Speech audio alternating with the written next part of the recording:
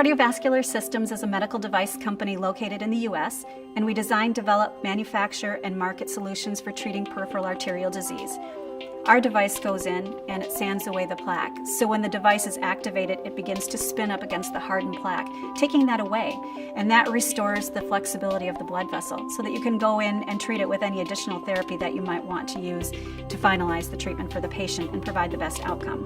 CSI is a company where we pride ourselves on being on the cutting edge and being ahead of the industry, ahead of our competitors on what we're doing, even with the main device with our core technology, but also outside of that, and anything we can do to better assist our doctors, better assist our patients. In order to communicate with our suppliers, communicate with our industrial design firm, communicate with our ergonomics people, who were all also using SolidWorks, that we needed to get up to speed and get into SolidWorks and really start using it in a meaningful way in our production and our design environment. We got to the point where we needed to get more into a multi-user environment, and that led us to a PDM tool. Our management kind of came to me and was like, okay, here's what we think we need so we can rev control things, so we can not have colliding revisions and maintain sub-assembly structures, all the great things that SolidWorks gives you when you're building designs in it.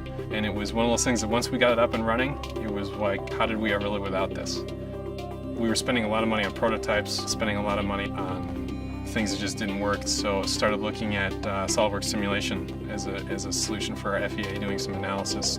Basic stress analysis for static parts, all the way up to dynamic simulations in assemblies. The purchasing group were looking for some cost savings ideas, changing the stem of the part from a steel stem, overmolded steel stem on a plastic knob, to a completely 100% plastic part. Within a few hours I was able to run a simulation on that, make a pretty definitive decision very quickly that within the load environment that we were experiencing with that particular part, that an all-plastic part just wouldn't cut it. With that, it was very cool that the SolidWorks simulation tool pretty much paid for itself almost instantly within the first, I'd say, couple of weeks, month or so of having it.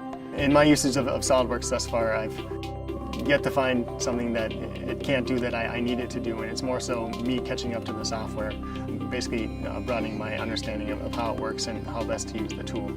The innovation part is key, both to continue to advance the therapy and to stay ahead of our competition, which is fierce.